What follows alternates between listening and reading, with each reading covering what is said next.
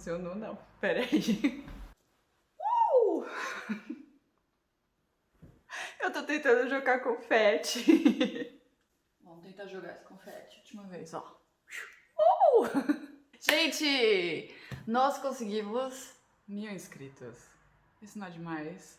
Eu queria agradecer todo mundo de coração que tá ainda ligado no canal, que tem assistido os nossos vídeos sempre e que tem ainda se inscrito no canal, apesar de eu não ter colocado mais conteúdo por causa de falta de tempo. Mas 1000 inscritos é uma grande chance de voltar a fazer conteúdo pro canal e hoje eu tô aqui pra dar mais um pontapé nesse canal e falar um pouco mais com vocês sobre os temas que a gente precisa abordar. E eu queria falar sobre uma coisa muito interessante hoje, que é aluguel aqui na Alemanha, porque já teve tanto vídeo de visto, tanta gente já falou, ah, que legal, eu consegui um visto pra vir pra cá, mas como é que eu faço pra morar quando eu tenho que morar aqui, né? Então vou falar hoje sobre quais são os tipos de moradia, qual a diferença entre os tipos de aluguel que a gente tem aqui, porque existem diferenças entre aluguéis, tá? Muito importante saber isso. E eu vou falar também sobre diferenças de preço, coisas que vocês devem prestar atenção e etc, etc, quando forem alugar alguma coisa aqui. Então, ó, vem comigo, eu vou botar a vinheta.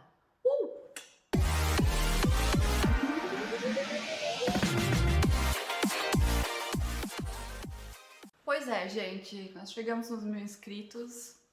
Obrigada mais uma vez, eu tô muito feliz. E eu queria falar pra vocês sobre um tema muito, muito, muito importante quando vocês vêm aqui pra Alemanha, que é moradia, tá? Muita gente falou bastante sobre os vídeos de visto e que conseguiram aí ver uma chance de vir pra cá. Eu fico muito feliz de estar conseguindo ajudar algumas pessoas a virem pra Alemanha legais e que elas estão conseguindo ficar aqui também. Isso é muito, muito legal. Quando a gente vai falar sobre moradia, muita gente me pergunta mesmo, nossa, Dani, e aí, eu vou mudar pra Alemanha, como faz pra eu mudar pra algum lugar? Como que eu vou conseguir morar em algum lugar? E quanto custa morar em algum lugar? Então, todas essas perguntas eu sempre respondo com a seguinte resposta: é relativo, tá? Porque realmente é muito relativo. Existem muitas diferenças entre os tipos de moradia e os preços que você consegue pegar dependendo de onde você for morar. Então eu vou começar pelo básico, tá? Qual que é, assim, o tipo de moradia mais barata, tá?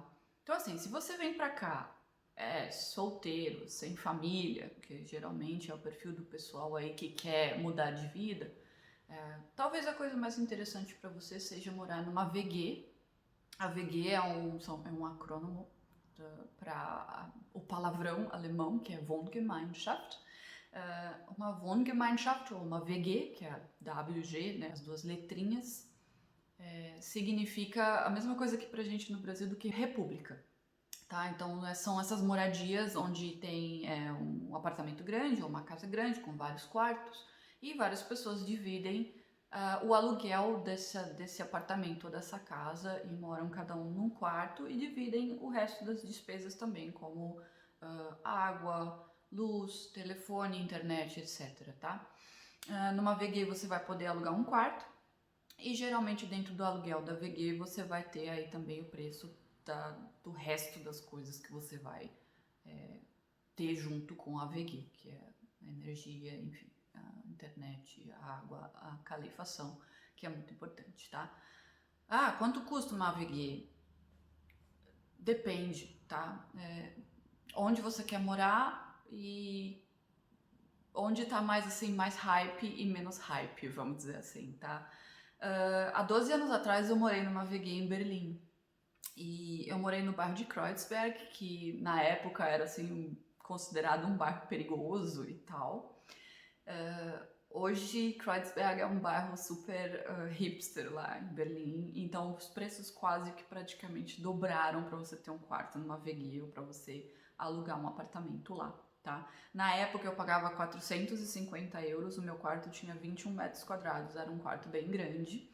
E esses 450 euros contemplavam luz, água, aquecimento, o aluguel do quarto e internet. Eu tinha tudo isso dentro desses 450 euros mensais, tá? Hoje em dia pode custar muito mais. Eu não tenho nenhum preço atual de VG em Berlim. Então, se alguém está morando numa VG em Berlim quiser deixar aí um precinho, falar qual é o bairro que vocês estão morando, avisa para mim. Mas eu tenho informações de amigos que estão lá que falaram que realmente os bairros mais pobrinhos na época acabaram virando meio hype aí por causa de diversos fatores. Kreuzberg é um bairro onde tem muita arte e aí tem muito estrangeiro e eles acabaram que fazendo meio que um reduto artístico, vamos dizer assim, de Kreuzberg, e isso daí é uma coisa que acabou influenciando na alta dos preços. Bom, então VG é a melhor opção para quem vai querer morar sozinho ou talvez até seja um casal jovem, enfim, que tem pouca grana e não quer de começo aí gastar muito dinheiro. Eu já morei assim e foi normal para mim. Claro que existem aí os contras, você vai morar com várias pessoas numa casa e às vezes nem todo mundo se entende. Tem que pensar também nesse ponto, né? Segundo ponto, você pode morar numa casa ou num apartamento que a gente chama de multifamília, na verdade é Mehrfamilienhaus, uma casa com mais de uma família, que são como se fossem apartamentos, tá? Dependendo da região da Alemanha, você não vai ver prédios altos. Em Berlim mesmo, são poucos os lugares que podem ter prédios muito altos. Eles geralmente fazem aí construções de 6 andares no máximo nos bairros onde eu morei, tá? Pode ser que isso dentro dos anos tenha mudado também, porque já faz muitos anos que eu não moro em Berlim. Mas geralmente existem regras em algumas cidades onde os prédios só podem ter uma determinada altura. Então, os apartamentos eles são feitos em prédios pequenos, tá? O que é muito comum aqui na Alemanha também é você ter apartamentos que parecem ser casas, mas essas casas na verdade são divididas aí entre 6 apartamentinhos.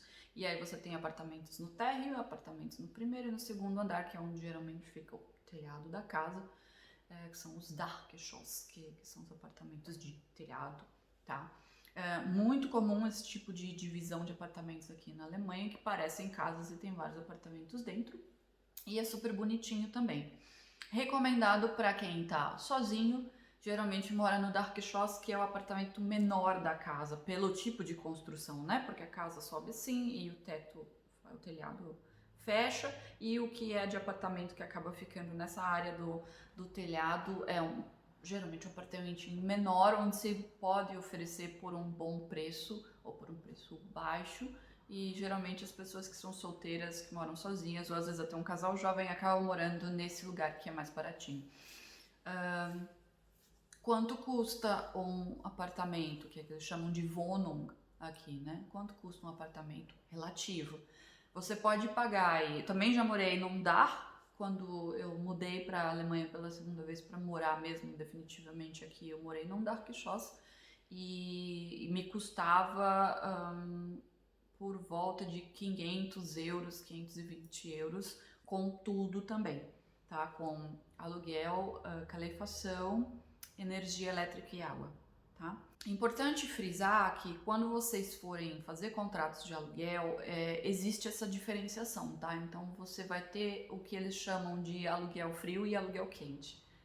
Isso é uma tradução que eu tô fazendo do alemão, tá? É a Kaltmiete, que é o aluguel frio, e a Warmmiete, que é o aluguel quente, tá? Prestem muita atenção quando vocês forem alugar alguma coisa por causa disso, tá? Tudo que vocês verem com o preço Kaltmiete significa que aquilo ali é só o preço do aluguel, e Warmmiete geralmente inclui tudo, mas não necessariamente. Então, o que se inclui, ao menos na Warmmiete, no aluguel quente, é a calefação, tá? Então, prestem atenção se dentro dos contratos de vocês o aluguel warm tem mesmo tudo o que vocês vão precisar, ou se vocês vão ter outros custos, que é o que a gente chama aqui de NK ou NBK, que é o Nebenkosten, que são os custos adicionais da casa. Por exemplo, energia elétrica, às vezes cai dentro do Nebenkosten. Se você mora em uma casa onde tem que tira lixo e essas coisas, tem taxa do lixo para pagar, e tudo isso é dividido entre os moradores dos apartamentos casa, dessa Mehrfamilienhaus.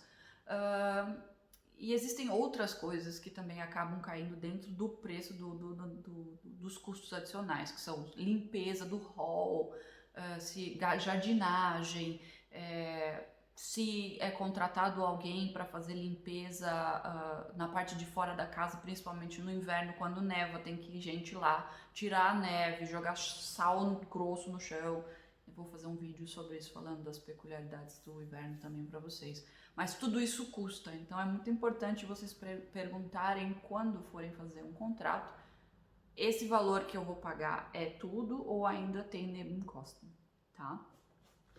E fora as Mehrfamilienhäuser, vamos dizer assim, que estou falando no plural, as casas de mais famílias, elas têm várias constelações. Pode ter casas aí de prédios que vão ter 20 apartamentos, podem ter prédios que vão ter 6 apartamentos, eu já morei nessa configuração também, com 6 apartamentos. Vão ter casas que vão ter só 2 casas, vamos dizer assim, uma embaixo e uma em cima, que também existe. Já são aí apartamentos ou casas maiores, né, onde você tem aí os seus mais de 100 metros quadrados, que é recomendado mesmo para a família, daí morar com filhos, crianças, enfim, né? Então tem essa configuração de Mehrfamilienhaus, onde você tem somente 2 casas, uma embaixo e uma em cima. Geralmente o dono da casa mora em uma delas e aluga a outra parte, tá? Isso também é muito feito aqui quando, por exemplo, tem famílias com pais mais velhos e tal, que os pais ou avós moram num lugar e a família mora no outro, também na mesma casa, tá? Para isso também tem um nome, é Mehrgenerationshaus, que é casa de mais de uma geração. Tirando isso, a única coisa que sobra é a casa para uma família, né? Que aqui chama Einfamilienhaus, que é uma casa para uma família só. E casas para uma família só também tem para alugar, mas geralmente quem tem Einfamilienhaus se ou investiu e alugou, mas geralmente as pessoas que compram moram na sua própria casa, então é um pouco mais difícil de achar assim uma Einfamilienhaus, uma casa com uma família só, assim, para alugar. Preços, tem de todos os preços, tá? Muito mais fácil você achar esse tipo de constelação em cidades pequenas, tá? Porque geralmente alguém construiu uma outra casa, mudou a casa, ficou ali e não vendeu, alugou, tá? Casas onde abrigam mais famílias é bem mais fácil de achar, tá? Apartamentinhos, bem mais fácil de achar. E também o preço é bem menor. Então essa configuração de uma casa para uma família só, você tem que estar ciente também que existem alguns custos que aí vocês vão pagar 100%, que é a taxa de lixo, a água e a luz da casa inteira vai ser paga por vocês, porque quando você mora numa casa com mais famílias, por exemplo, o consumo de água que é usado na casa para jardinagem, por exemplo, também é rateado, tá? A taxa do lixo também é rateada. Então existem várias coisinhas aí que vocês têm que tomar cuidado para saber será que o custo vai ficar muito alto ou não para quando a gente mudar. Então assim, a melhor ideia, minha dica, minha recomendação é peguem um apartamento onde moram mais pessoas, porque esses custos em primeiro lugar são rateados e vocês conseguem ter aí um sentimento, aí um feeling de como que vai ser isso se vocês realmente decidirem mudar para uma casa só, onde só vocês vão morar, tá? Em relação a preços, tem para todos os gostos, vamos dizer assim. Via de regra, funciona assim: quanto mais perto de uma cidade grande, mais no centro de uma cidade grande você mora, mais caro é, tá? Então, cidades grandes como Berlim agora já tá bastante caro, pelo que eu ouvi meus amigos me passando informações. Munique sempre foi muito caro. Em Düsseldorf, em Köln, Colônia, Hamburgo, são cidades mais caras porque tem mais gente, claro, polos industriais, né? Existem também diferenças aí entre sul e norte, tá? Geralmente, aqui onde eu moro, no noroeste da Alemanha, é mais barato, tá? Do que no sul da Alemanha. Então, assim, valores podem aí ser bastante diferentes uns dos outros, tá? Mas via de regra é assim, se você quer morar perto de Munique e morar na área periférica de Munique, geralmente é bem mais barato, tá? Então é só pensar por esse lado, ok, onde eu vou querer morar, qual é o valor que eu vou querer pagar e o como exatamente eu vou querer viver, porque tem tudo para todos os gostos aqui na Alemanha. Você pode morar muito bem aos arredores de uma cidade grande, você não vai pagar tanto quanto você pagaria se estivesse morando no centro da cidade ou realmente dentro da cidade, tá? E aí você tem a possibilidade de gastar um pouco mais de dinheiro com outras coisas mais legais, tipo viagens, tipo alimentação legal, enfim, que aqui também é muito possível chegar a esse patamar, tá? Então, assim, sempre prestar atenção quando for quando for procurar apartamento, quando for procurar casa, ver se os custos do aluguel são frio ou quente, qual é o tamanho da casa que você vai pegar, qual é o valor que você vai pagar por mês. E mais uma dica que eu vou dar, cuidado com calefação, tá? Eu já tive problema em casas que eu aluguei, porque o valor do aluguel varm era muito baixo, tá? E o que acontece quando você paga esse aluguel quente? Vamos dizer que só o aluguel do apartamento custe 500 euros, tá? E o valor do aluguel quente são 620. Então significa que 500 é aluguel e 120 por mês é de calefação e energia. Isso daí você vai pagando todo mês e o cara que é o dono da casa, ele vai recebendo e vai guardando essa grana, tá? Aqui as contas de luz, de água e de calefação, elas são pagas anualmente, elas não são pagas todos os meses. Claro, você pode pagar todos os meses na provedora, né? Que na verdade o dono do apartamento vai fazer isso, mas a cobrança real mesmo ela é feita uma vez por ano, porque eles pegam ali todo o teu consumo entre, 1º de janeiro e 31 de dezembro, vão ver o total que você gastou, vão calcular, vão falar, ok, você gastou 1.200 euros, tá?